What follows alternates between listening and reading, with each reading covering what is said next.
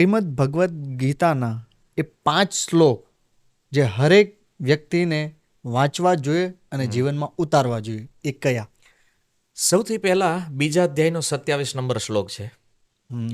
જાતસ્ય હિ ધ્રુવર મૃત્યુ ધ્રુવમ જન્મ મૃતસ્ય ચ તસ્માદ અપરિહાર્યર્થે નત્વમ શોચિતુમ અર્હસી.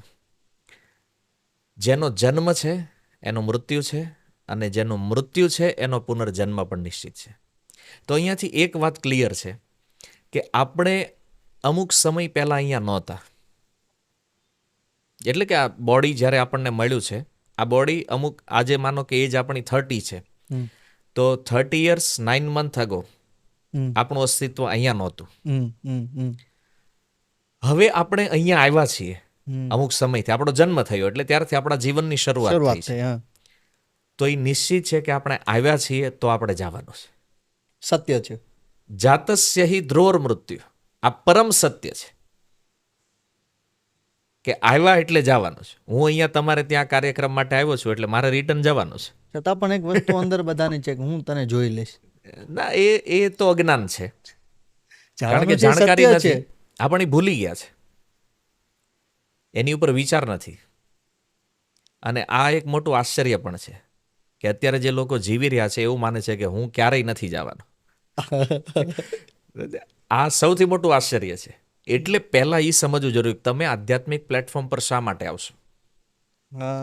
કારણ કે તમને ખ્યાલ હોવો જોઈએ કે હું અહીંયા આવ્યો છું તો આ જે બધી પ્રવૃત્તિઓ થઈ રહી છે, ખાવું પીવું ઊંઘવું, આના માટે નથી કેવલ. મારા જીવનનો ઉદ્દેશ્ય કંઈક જુદો છે. સમજ નથી તો પહેલી વાત એને એ ખ્યાલ હોવો જોઈએ કે હું આવ્યો છું તો જવાનો છે, અને ગયો છું તો પાછો પણ આવવાનો છું. એ પણ સત્ય છે. હા, સીધું કીધું. જાતસ્ય હિ ધ્રુવર મૃત્યુ ધ્રુવમ જન્મ મૃતસ્ય છે. જેટલું મૃત્યુ સત્ય છે એટલો જન્મ પણ સત્ય છે. અને હું તો ત્યાં સુધી કહીશ કે સનાતન ધર્મની અંદર બિલીવ કરવા વાળો કોઈ વ્યક્તિ છે અથવા સનાતન પરિવારમાં જન્મ થયો છે, એને પુનર્જન્મ ઉપર કોઈ પ્રશ્ન હોવો જોઈએ નહીં. કારણ કે પુનર્જન્મને માનવા વાળી સંસ્કૃતિ ઓનલી ફોર હિન્દુઇઝમ કહો કે સનાતન ધર્મ કહો, આ છે. બાકી તો ક્યાંય પુનર્જન્મનો કોન્સેપ્ટ નથી.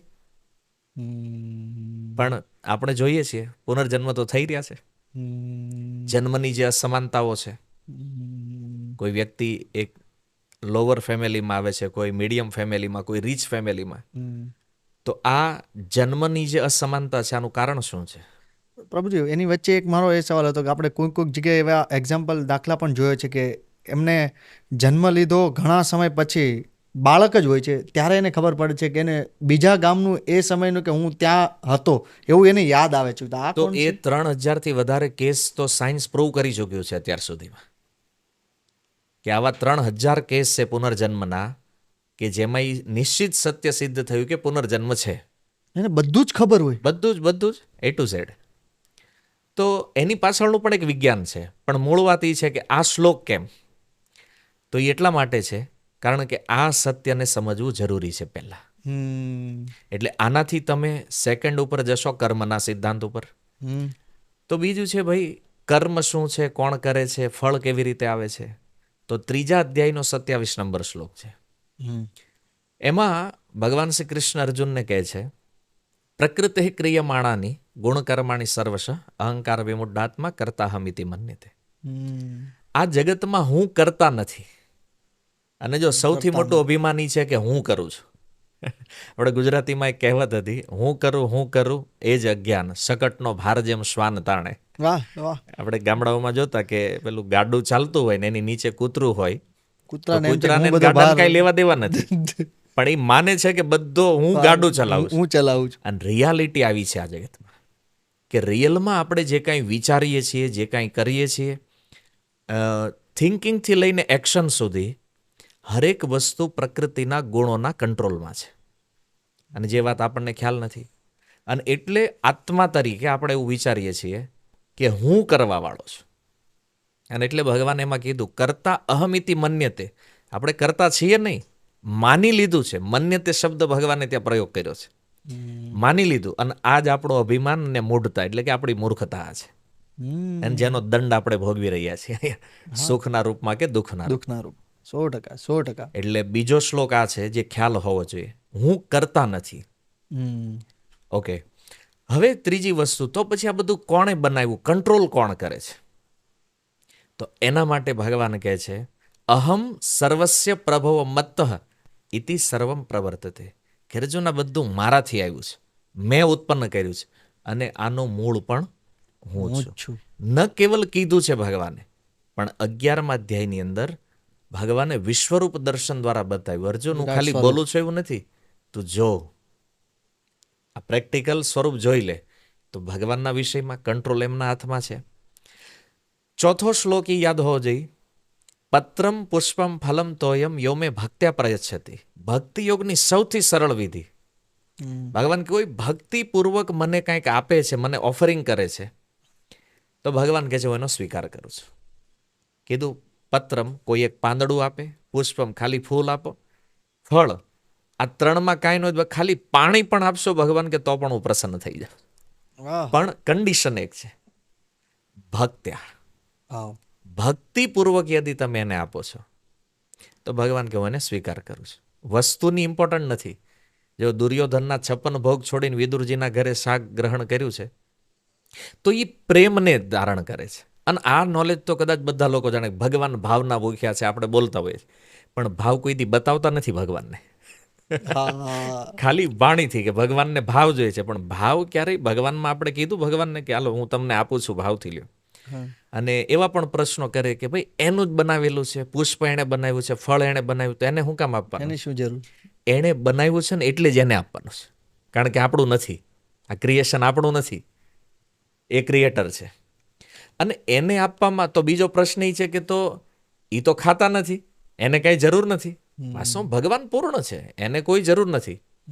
પણ એને આપવાથી શું થાય, એને જ્યારે આપણે આપીએ છીએ ત્યારે એ આપણને રિટર્ન કરે છે. તમે કોઈ વસ્તુ ઓફરિંગ કરો છો ભગવાનને અને એ પાછી રિટર્ન આવે છે, તો એ રિટર્ન એની કૃપા આપણને આપે છે. એમાં આપણું, એને દેવામાં આપણું સુખ છે. પણ આ વિજ્ઞાન લોકો સમજતા નથી, અને એટલે બધું જ મારું છે, હું જ ભોગ કરીશ, હું શું કામ કોઈને આપું? તમે એમ કહો પૈસા હું કમાણો છો, તો ટેક્સ શું કામ આપું સરકારને? તમે ટેક્સ નહીં આપો તો સરકાર તમને જેલમાં નાખીએ. વાત સમજાય છે? તો જે રિયલ સરકાર જે છે ને, એ કૃષ્ણ છે, વાહ. અને એના નિયમો છે, એને ફોલો કરવું જ પડશે. વાહ. વાહ. એને નહીતર ક્લિયર ગીતામાં કીધું, જો નથી આપતા એને અને ડાયરેક્ટ લીધું તો ચોર છો તમે, સીધા ચોર. કોઈ એમ કહેતો હોય હું બહુ ઈમાનદાર, મેં જીવનમાં ક્યારેય ખોટું નથી કર્યું. અરે ભાઈ, ભગવાનને ઓફરિંગ નથી કર્યું તો પહેલા નંબરનો ચોર છો ભાઈ. હે ને, ગીતા અનુસાર. હા, તમે ભલે માનતો હોય આપણે શાહુકાર છીએ, હા. એ હા. નથી ગીતાની કન્ડિશનમાં. એટલે આ શ્લોક એટલે મહત્વપૂર્ણ છે કે આપણી પાસે જે કાંઈ આવે છે એને ઓફરિંગ કરવાનું છે. 4. અને અંતિમ શ્લોક છે 18.66, સર્વધર્માન પરિત્યજ્ય મામ એકમ શરણમ વ્રજ. ભગવાન કહે છે અર્જુન, બધા ધર્મનો ત્યાગ કર. જો આ શ્લોક એ વિચારણીય છે. ભગવાન ઈ નથી કહેતા બધા અધર્મનો ત્યાગ કર. શું કહે છે? બધા જ ધર્મનો. બધા ધર્મનો ત્યાગ કર. મામ એકમ શરણમ વ્રજ, મારી એકની શરણ લે. અહમ ત્વામ સર્વ પાપેભ્યો મોક્ષિષ્યામિ મા શુચિ. તો હું તને બધા પાપથી મુક્ત કરીશ. તો ભગવાનને શરણાગત થવું આ જ શ્રેષ્ઠ ધર્મ છે, આ જ શ્રેષ્ઠ કર્તવ્ય છે, અને આ જ જીવનમાં કરવા યોગ્ય કર્મ છે. આ ગીતાનો છેલ્લો સાર છે. તો આ 5 શ્લોક યદી કોઈ વ્યક્તિ જીવનમાં ઉતારશે તો કમ્પ્લીટ એની લાઈફ, જેમ હાઈવે ઉપર કોઈ ટ્રાફિક, કોઈ સ્પીડ બ્રેકર વગર જેમ ગાડી દોડે, ફૂલ ફાસ્ટ. એમ ખૂબ સુખથી, ખૂબ આનંદપૂર્વક એ જીવનમાં આમ એને જોવાથી સામેવાળો આનંદમાં આવે, આવી લાઈફ, તેજ. હા, એ પ્રાપ્ત કરી લેશે વાહ. આ ભગવદ્ ગીતાથી.